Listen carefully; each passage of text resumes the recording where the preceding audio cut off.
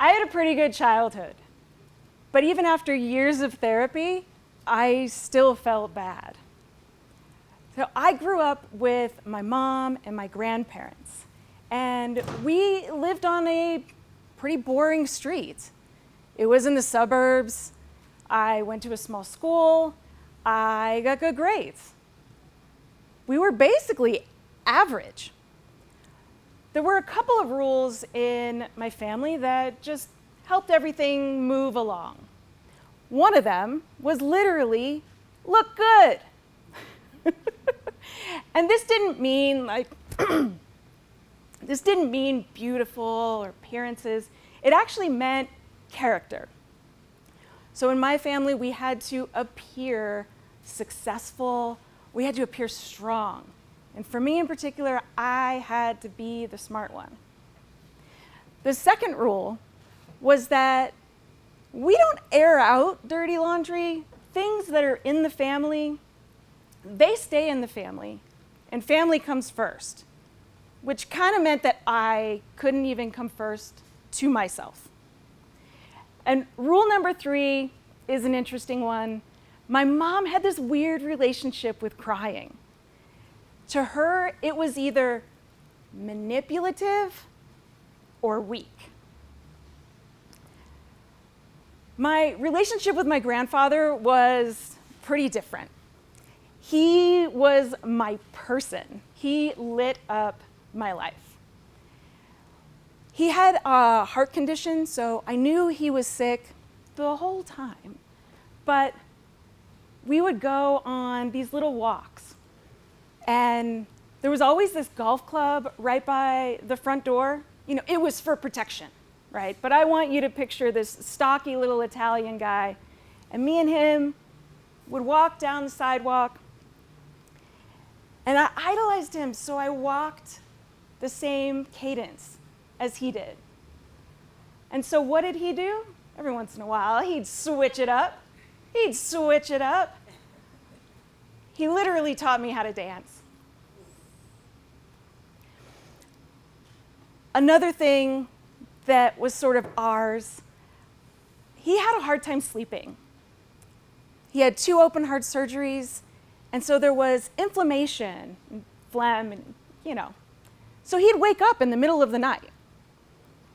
The second I saw that kitchen light turn on, man, I was out of bed. This was grandpa time. Sometimes we would fry an egg. Other times, he just wanted to suck on a lemon to clear the congestion. I got to cherish him for almost 9 years. One December morning, I woke up for school and walked into the living room to find him on the floor with paramedics over him. And I wanted to stay right there because I wanted to see those paramedics lift him up, help him brush it off. Instead, my mom and grandma yanked me out of the living room into the hallway. I couldn't see anything, so I was trying to listen. But these Italian ladies, I came up to here on them when I was about 8 years old, and they were hugging really tightly, if you know what I mean. I couldn't hear a thing.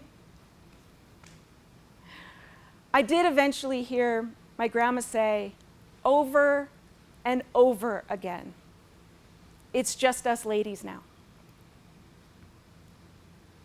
It's just us ladies now." Went to the hospital. Everybody in the extended family was there. They didn't know what to say to me. And I was wondering where my mom and grandma were. Where's my team? Where's my ladies? It was soon enough, my mom came over to me and she let me know that she and grandma had decided to take my grandfather off of life support. What? What are you talking about? I thought I was part of this team. How can I be part of the team when nobody consulted me? Nobody even let me have an extra hour with him. I spent hours with him in the kitchen, for goodness sakes, in the middle of the night, even though I was 8 years old. This to me meant just us ladies was kind of a lie.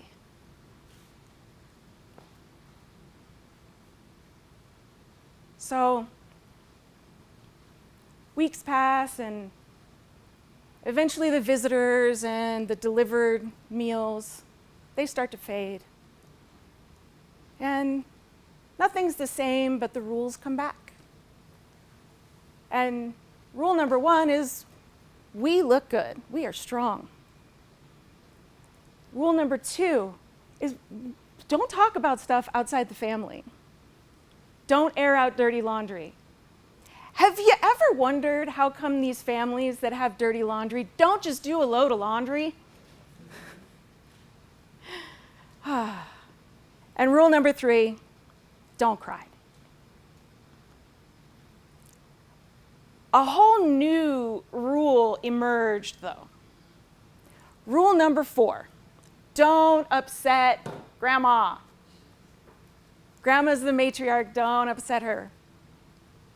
Well, here I am, a kid. I want to talk about Grandpa. But that broke rule number 4, because talking about Grandpa would upset Grandma. And it would probably make me cry.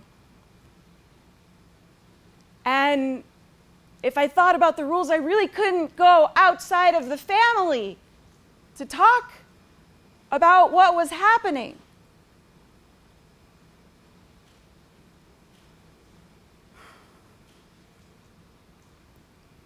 Most important, I needed to be okay. So I was. 9 years old, 10 years old, I grieved by myself. I cried myself to sleep behind a closed door into a pillow so nobody could hear. My mom and grandma, they were kind of in their own world, but they believed in me. You're smart. You'll be fine. So I was.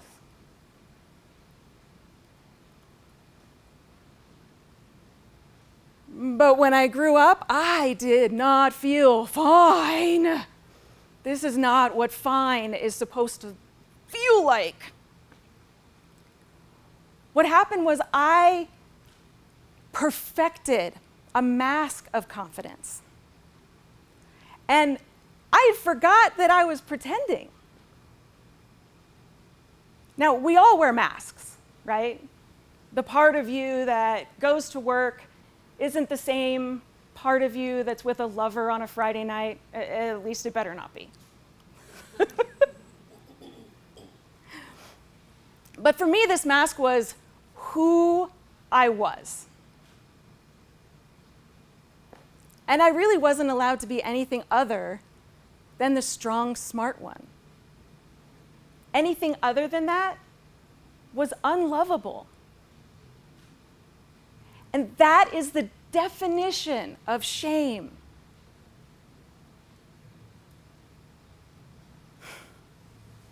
If I was ever going to trust myself, I needed to figure out how to rescue the parts of me that I had to hide away, that I had to reject in order to stay in relationship with my mom, with my grandma, my family of origin that kept me alive and believed in me.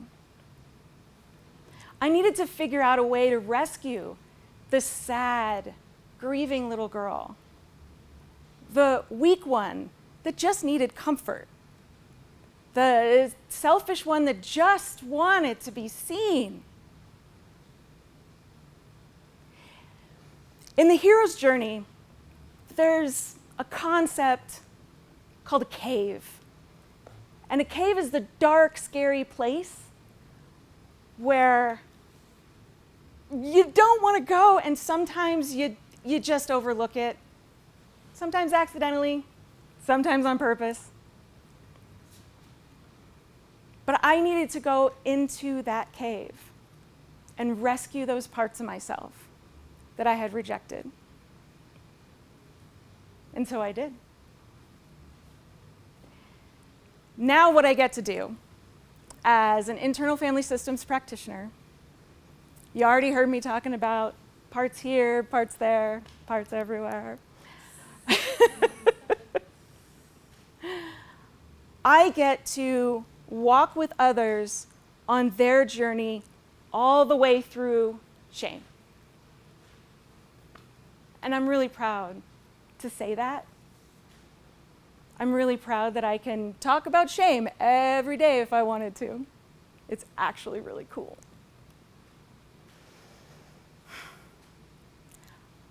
I want to leave you with a rule of thumb, because what's really important to take away from this is it's not about blaming or pointing fingers or, saying mommy is bad.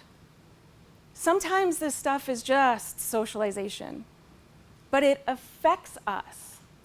It hurts, and it holds us back in our lives. The rule of thumb is, if the wound was created through relationship, then the way to healing is also through relationship. And there's different levels of relationship. For example, I act as a guide. Me and my clients have a relationship. But I guide them through their inner system. And all of those parts inside have their own relationship with each other. Do you ever get really, really mad and the next day you're kind of, oh God, did I say that? You forget exactly what it felt like in that moment? Two different parts. They have a relationship. And as soon as those relationships can be aligned, that is when life can deeply change on the outside.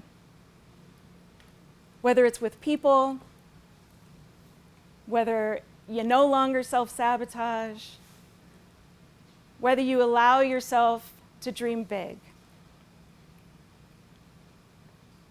So I'd like to invite you, the next time you're feeling anxiety or maybe a fear, just pause. It's okay to feel it. Let it know that you notice it in you. Just let it know that you notice it. Because that's where it starts. It starts when you say hello. Thank you.